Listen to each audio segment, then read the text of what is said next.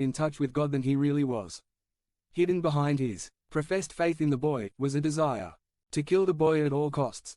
He recognized that he could not meet Jesus and then continue living the same way as before. He more than all others recognized that if he accepted the food that God had provided, he would have to surrender his life, his authority, his possessions, and everything he had to the authority of another. He didn't want that food. Some of us are like Herod. We don't care about all the religious things around us, we don't mind going to church, and we even believe in some of the scriptures, but we are not ready for a radical transformation of our lives. We can't trust that giving in to a new king will actually be a better move for our lives. We have become accustomed to being in charge and we plan to stay in charge. We're going to hang out with the food that God 733 has provided, but we have no intention of eating it anytime soon. But like Herod, we also see that food as a threat that must be eliminated from our lives. It bothers our conscience. It keeps us away at night thinking, what if this is possible?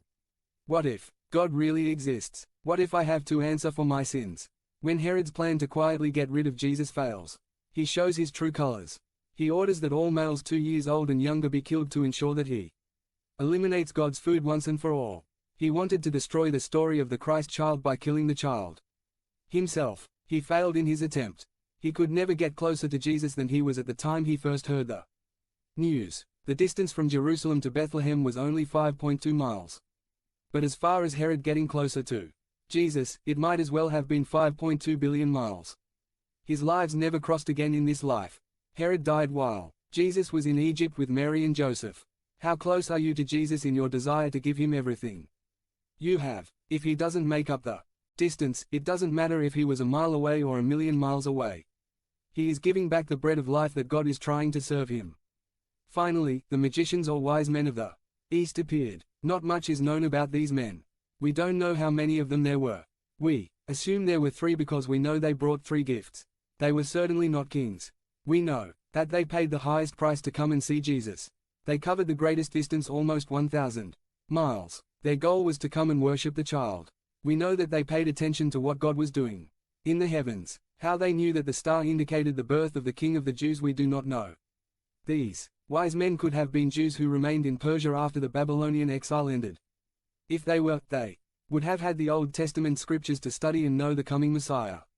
Or God could have appeared to these people just as God had appeared to the shepherds. The 3 wise men were the only ones to come to Jesus with a gift that cost them something personally. Their only reason for coming was to come, kneel in worship and offer the Christ child the best offering they could. They brought gold, frankincense and myrrh to Jesus. Little did they know it, but Mary, Joseph and Jesus were not going to need these expensive gifts to escape to Egypt in Africa, where they would live during the early years of Jesus' life. Some of you here are like the wise men or the magicians. You know that following Jesus means leaving others and possessions behind. Your goal is to come and eat what God has prepared for you. You find joy in worshiping the Lord because you are grateful for what God has done. You know that you did nothing to deserve. 734. God's favor and that God's extension of love to you was a free gift that you chose to accept and keep. The only group that came or tried to come to Jesus that had a new experience with God after meeting Jesus was the wise. God's protection was upon them, in the sense that they were warned in a dream not to return to Herod, and not even to take the same route back to their country. When you give your life to Christ, God still has a hand in your life. The wise men still had a difficult journey ahead of them, but they traveled knowing that God was watching over them. They came in faith and they left in faith. They did exactly what